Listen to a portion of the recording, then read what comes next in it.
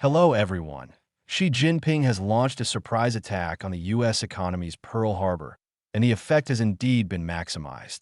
Within 6 hours, Trump responded with a strong counterattack, not only deploying the omnipotent tariff measures, but also rolling out export controls on all critical software.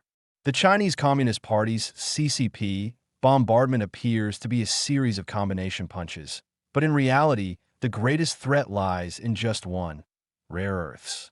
From yesterday to today, the internet has been ablaze with discussions, with countless professional and non-professional individuals debating the true power of the CCP's rare earth card, whether the U.S. has the capability to respond, and so on, sparking intense controversy. As a non-expert bystander among the onlookers, I'd like to join the fray today and discuss with you a few key issues surrounding this China-U.S. rare earth war. The Menglong case has been simmering for a month, with no decline in attention, and a large number of netizens have spontaneously organized highly effective boycotts against several involved individuals, leading to canceled concerts, delisted works, and collapsing movie box office numbers. The results of these actions have been surprisingly remarkable, as one of the suspects, under pressure, appears to have broken down and publicly admitted to killing Menglong. This is earth-shattering news, the first instance so far of a directly involved individual admitting to Menglong's murder. Who is this person? Today is October 11th, Eastern Time, and I'm Tang Jingyuan. I remind everyone to subscribe to our channel, and together, let's use logic and common sense to uncover the truth behind the news. In this China-U.S. conflict, rare earths are the biggest focal point, so calling it a rare earth war is no exaggeration. Since it's a war, we first need to clarify how much damage the CCP's attack can inflict on the U.S. Does the CCP truly have the ability to extend its reach to control the entire world? And does the U.S. have the capability to withstand the CCP's offensive in the short term and ultimately break free from its dependence on rare earths? These are all critical questions, and we'll discuss them one by one. First, the internet is currently flooded with all sorts of alarming claims, suggesting that the CCP's cutoff of rare earth exports will cripple the U.S. AI industry, render TSMC's chips unsellable, force Tesla into production shutdowns, and halt iPhone manufacturing. As if rare earths are the supreme weapon in the martial arts world, capable of sweeping the globe with a single move. This, of course, is an exaggerated narrative. As we often say, we need to first clarify which critical U.S. vulnerabilities the rare earth restrictions actually target. We can see that the U.S. demand for rare earths is primarily in the energy and chemical industries, new energy and hybrid vehicles, and aviation manufacturing, accounting for 62% and 13% respectively. The remaining 19% is spread across glass ceramics, wind turbine motors, satellite products, and computer and phone displays, with no direct connection to AI. In other words, rare earths primarily impact equipment consumables and electromechanical systems, particularly permanent magnets for motors, which significantly affect new energy vehicles and wind turbines. However, rare earths are not a key raw material for GPUs, and chips themselves contain almost no rare earths. Of course, rare earths are not entirely irrelevant to chips. At the equipment level, such as corrosion-resistant coatings for etching chambers, polishing consumables, servo motors, and permanent magnet components, rare earths are indeed required. But these are used in small quantities and only affect chip delivery schedules and maintenance costs, not the limits of model computing power. Additionally, companies like TSMC have long maintained strategic reserves, and some non-Chinese rare earths can serve as substitutes. To put it simply, without Chinese rare earths, OpenAI's model training might be delayed by 2 weeks, but it will absolutely not grind to a halt. The CCP's rare earth card can, at most, affect delivery schedules and rhythm, but it cannot dictate capabilities or direction. What can truly choke AI is not rare earths, but computing power, data, algorithms, and funding. Of course, in a theoretical extreme scenario, if rare earths were completely cut off, the global supply chain for permanent magnets would collapse. In layman's terms, any equipment that relies on motors, things that need to spin, might stop functioning. This could disrupt a wide range of smart devices, from phones to cars, airplanes, satellites, and many military applications, leaving them without supplies. But that's just a theoretical extreme. In reality, most finished consumer products, like laptops and smartphones, have rare earth demands that don't meet the threshold for CCP restrictions. Automobiles would certainly be affected, but countries have long maintained strategic rare earth reserves, and wind power companies, automakers, and motor manufacturers have stockpile materials. Even the worst-case scenario, where the CCP exports not a single gram of rare earths, the U.S. would face, at most, delayed deliveries and increased costs, not complete paralysis. We need to reiterate a basic fact. The current global manufacturing and commercial economy will not collapse or shut down simply because of a single mineral resource. The world is far from being that fragile. The second major question is whether the CCP truly has the capability to enforce control over the entire world. An anonymous U.S. Commerce Department official explicitly stated that the CCP's Commerce Ministry currently lacks the capacity for genuine long-arm jurisdiction. For any export control long-arm jurisdiction to be effective, it requires a highly systematic and detailed investigation and evaluation system, as well as a highly professional team to execute it. The U.S., with its long history of implementing long-arm jurisdiction, has highly efficient investigation teams and mature operational models, enabling rapid identification and assessment of companies violating control orders. While the CCP is building such capabilities, it's only just beginning. Long-arm jurisdiction is far from something that can be achieved by issuing a few public regulations. So, while the CCP's big stick may appear raised high and intimidating at this stage, the CCP likely lacks the ability to precisely strike the heads of relevant companies. The third major question is whether the U.S. has the ability to break free from its dependence on CCP-controlled rare earths, and if so, how long would it take? Whether the U.S. can eliminate its reliance on rare earths is a topic that even professionals debate heatedly, often to the point of heated arguments. Let's first look at this chart. In this chart, the yellow portion of the two bars represents China's share. The top bar shows rare earth mining, where China accounts for 60%, giving it a dominant but not monopolistic position. The bottom bar shows refining, where China's share exceeds 90%. Now, let's look at the second chart. This shows the refining share for 7 critical rare earths, including samarium, dysprosium, and gadolinium, where China holds an absolute monopoly and the U.S. has 0.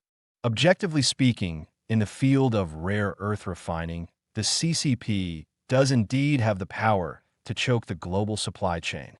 In the short term, no matter how much money and technology the U.S. invests, it's unlikely to achieve self-sufficiency within 3 to 5 years. Rare earth refining doesn't involve insurmountable technical barriers, and the CCP doesn't possess any exclusive secrets. The primary reason the world relies so heavily on the CCP is that developed Western countries, constrained by extreme environmentalism, have collectively dismantled their own rare earth refining industries. In other words, the critical weakness in the U.S. rare earth supply chain is not the mining of rare earths, but the refining industry.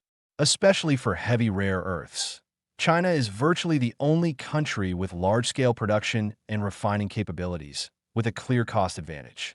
Vietnam, for example, has the world's second-largest rare earth deposits, but almost no refining capacity. Japan's rare earth refining technology is mainly focused on light rare earths, with heavy rare earths essentially non-existent. Some claim that achieving complete self-sufficiency in heavy rare earths in the U.S., from mining to magnets, would take at least 20 years. I think this is clearly exaggerated, but given the current U.S. environment, it's likely unavoidable that it would take 8 to 10 years. Even if the Trump administration immediately goes all in, with funding, technology, and environmental approvals all in place, it would still take at least 3 to 5 years to establish a true rare earth industry chain. This doesn't even account for potential significant resistance from the opposition party on environmental issues. Understanding this, We can see why Trump was so furious yesterday, furiously penning scathing posts condemning Xi Jinping.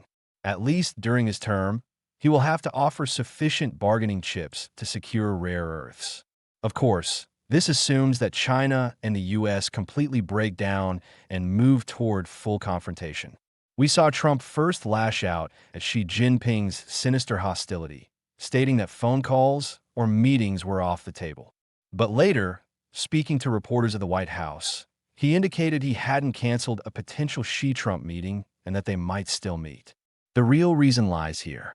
In my view, the true key to quickly resolving the rare earth war is not for the U.S. to find substitutes. That's a distant solution that won't address immediate needs.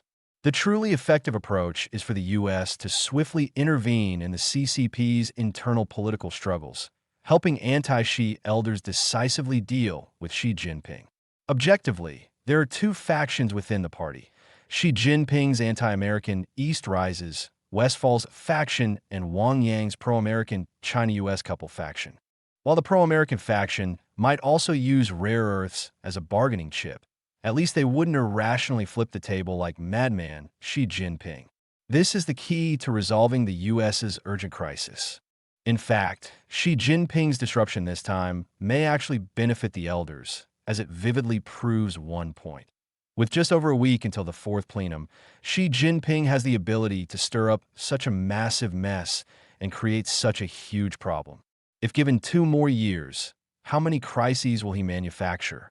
Are Hu Jintao, Wen Jiabao, Wang Yang, and Zhang Gaoli supposed to spend the next 2 years constantly cleaning up Xi's messes, waiting for him to gracefully step down after 2 years? Anyone with a shred of reason can see how unreliable that is. Sometimes we realize that this world is essentially a giant makeshift operation, often producing unexpected twists. As China-U.S. relations experience a major reversal, the bizarre case of Menglong's fatal fall has also seen a truly significant twist. While the official narrative insists on accidental fall due to intoxication, a person present at the scene has inexplicably confessed he killed Menglong.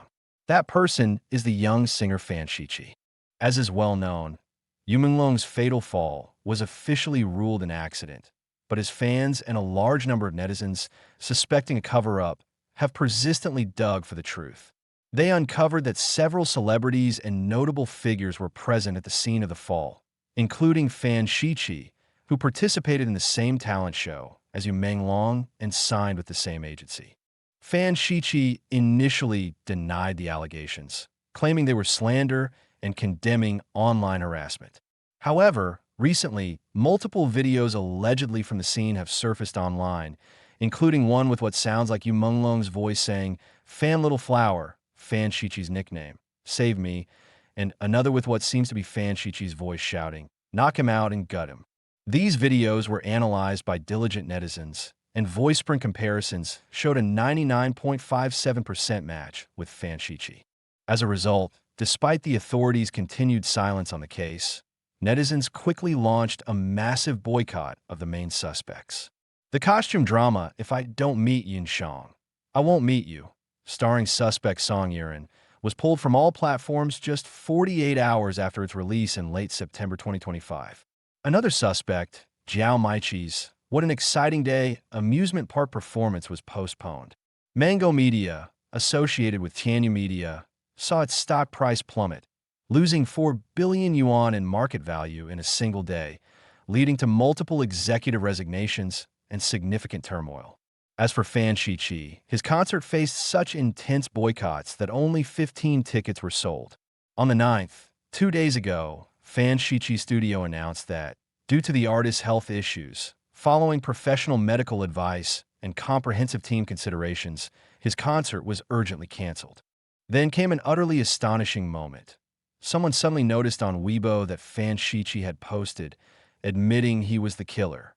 The post read, "No matter how much you rage, you can't do anything to me. Yes, I killed Menglong because he deserved to die." This highly sensitive post was deleted after just 10 minutes, but quick-acting netizens had already taken screenshots, and it's now spreading like wildfire online. Clearly, this is a massive twist. Although the police long concluded that Yu Menglong's death was due to drunkenness, and even Yu Menglong's mother publicly stated it was an accident, Fan Shiqi's post marks the first clear reversal since the case began. One of the involved parties, under pressure, uttered a shocking statement, admitting to killing the damned Yu Menglong. How should we interpret this? Perhaps, under immense public pressure and the torment of guilt, he couldn't hold back and finally shouted the truth. Alternatively, it's possible that, overwhelmed by pressure, he blurted out an angry retort. You all say I killed him? Fine, I'll say I killed him. Are you satisfied now? Theoretically, both possibilities exist. What is the truth? Let's do a simple poll here. If you believe Fan Shiqi, unable to bear the guilt, confessed to the murder, reply with a number 1. If you think Fan Shiqi was just venting in frustration and didn't actually kill Yu Menglong, reply with a number 2.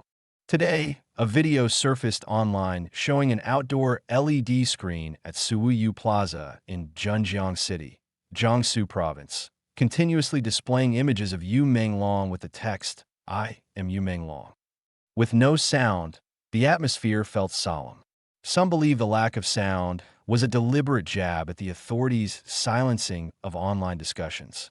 Meanwhile, netizens have launched global petitions on the platforms Avaz and Change to seek justice for Yu Menglong, garnering over 280,000 and 150,000 signatures, respectively. Will Fan Shiqi's self-confessed killing of Yu Menglong become the turning point for delivering justice? Let's wait and see.